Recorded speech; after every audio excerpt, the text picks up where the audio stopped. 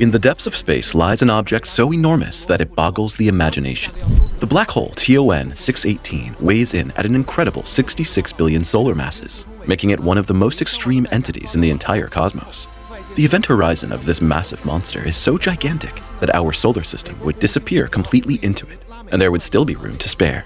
But the bottom line is that TON 618 is not just a giant black hole, it's also the engine of a quasar whose light has been traveling toward us for more than 10 billion years, giving us a breathtaking glimpse into a much earlier era of the universe.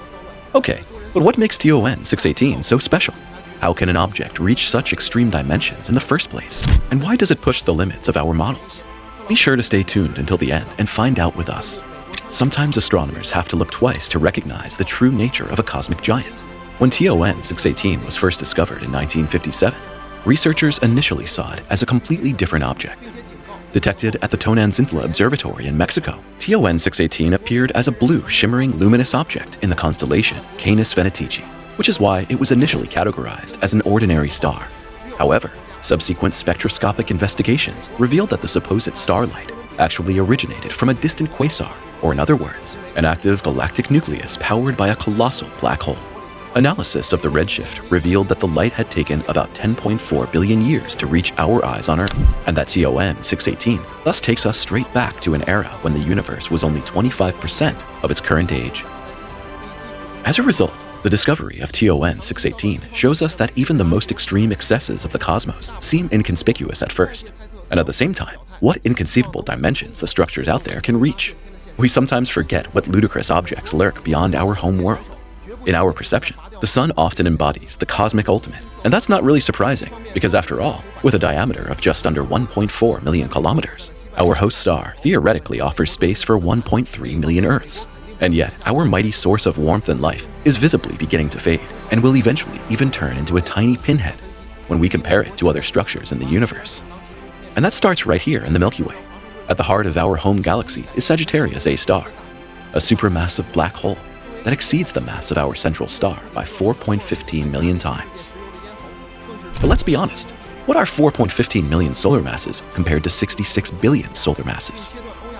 In fact, this is the incredible mass that TON 618 is estimated to weigh. This makes it more than 16,000 times more massive than our central black hole. And yet, it's not just its mass that makes this cosmic monster so extraordinary.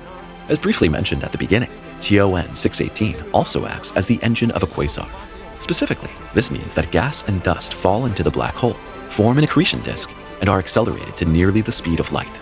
The resulting friction generates enormous heat and causes the active galactic nucleus to shine in all wavelengths of light, from radio waves to visible light to high-energy X-rays and gamma rays.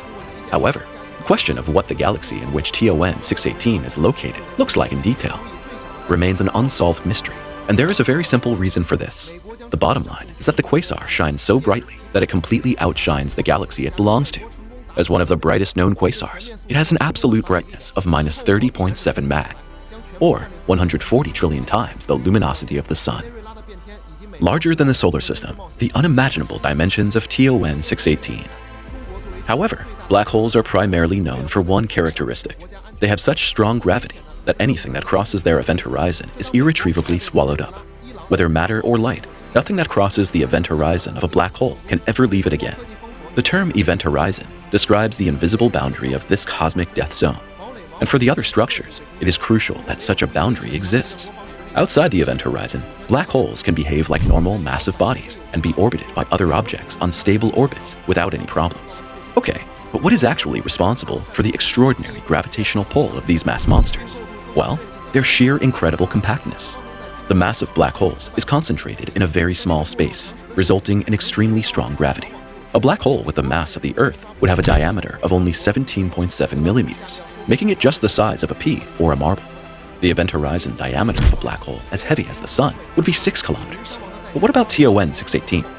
Well, despite its unimaginable compactness, its event horizon is simply gigantic.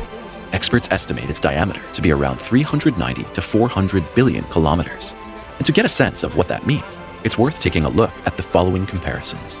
The Voyager 1 space probe, which has been traveling through space for almost 50 years, has covered only a good 25 billion kilometers in all that time. Our planetary system extends from Mercury to Neptune over a distance of just 4.5 billion kilometers, and would thus fit almost 90 times into the diameter of the event horizon of TON 618. Yeah, even the inner edge of the Oort cloud, a comet reservoir far beyond the Sun, 300 billion kilometers away, would still fall within the grasp of this colossal mass monster. How can a black hole become so huge? In addition to its mass and size, TON 618 also has a number of other characteristics typical of gravitational monsters. Around the event horizon, gravity is so extreme that light is deflected and bent. Viewed from there, the stars behind the black hole would appear optically distorted and sometimes multiple, as light travels along curved paths around TON 618. But time also goes haywire here and slows down considerably. For someone staying there, it passes completely normally, but from the perspective of a distant observer, every second expands. Movements and events appear extremely slowed down, almost frozen. The closer an object gets to the event horizon, the stronger this so-called time dilation becomes, so that, seen from the outside, it would never completely fall in. In addition, gravity affects the color of light. Photons that are created just outside the event horizon have to fight against the extreme gravitational pull.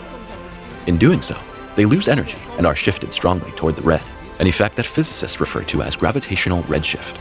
Okay, so far, so exciting. But in relation to TON 618, the crucial question is, of course, how a black hole can become so gigantic in the first place. Can these mass monsters ultimately become arbitrarily large as long as they are supplied with sufficient matter? Well, theoretically not. The so-called Eddington limit specifies on paper the maximum amount of matter a black hole can absorb. If this limit is exceeded, the accompanying radiation pressure becomes so high that the collapsing material is pushed outwards. Studies and simulations of the early universe show that black holes that start with a mass of a few hundred suns and grow steadily at the Eddington limit can reach around 50 billion solar masses after about 1 to 2 billion years. However, with 66 billion solar masses, TON 618 is now clearly above this theoretical growth limit, which raises fundamental questions. To explain the extraordinary dimensions of TON 618, experts are discussing two scenarios. Either the black hole was already extremely massive when it formed, for example due to the direct collapse of huge primordial gas clouds, or it grew in the young cosmos under exceptionally extreme conditions, and thus much faster than our classical models predict. In this context, TON 618 may have temporarily undergone what is known as super Eddington accretion. This is possible when the gas is extremely dense or falls in streams that partially bypass the radiation pressure, allowing the black hole to absorb a particularly large amount of matter over short periods of time. A window into the past. What TON 618 reveals about the early cosmos. TON 618 is not only a monster among black holes, it's also a cosmic time capsule, a living relic that shows us what the universe looked like over 10 billion years ago. Every photon we receive from TON 618 today is therefore a message from a much earlier epoch of the universe. But what exactly is this message? Well, first and foremost, of course, that extremely massive black holes and complex galactic structures already existed back then. Matter was already highly concentrated early on, enabling gravitational giants to grow rapidly. But beyond that, the quasar also serves as a fingerprint of the intergalactic medium. On its long journey, light travels enormous distances and interacts with gas and dust, enabling astronomers to draw conclusions about the chemical composition of the early universe. This concerns, for example, the metal content or the distribution of gas in young galaxies. Finally, TON 618 also reveals how giant black holes can influence the development of their galactic home. The energetic jets and intense radiation can promote or inhibit star formation and distribute matter over large areas. In this way, quasars were already central players in the formation of galaxies back then. So what can we conclude? An object that began as an inconspicuous point of light in the sky has ultimately turned out to be one of the most impressive structures in the universe. With its 66 billion solar masses, TON 618 once again demonstrates the extreme excesses that the cosmos can produce. It reminds us of the wonders that truly lie dormant in the vastness of the universe, and how small we actually are in the cosmic scheme of things. And now, all it takes is one click to expand your cosmic view on YouTube. Simply press the thumbs up button and subscribe so you never miss a new video from us again. We'll see you soon.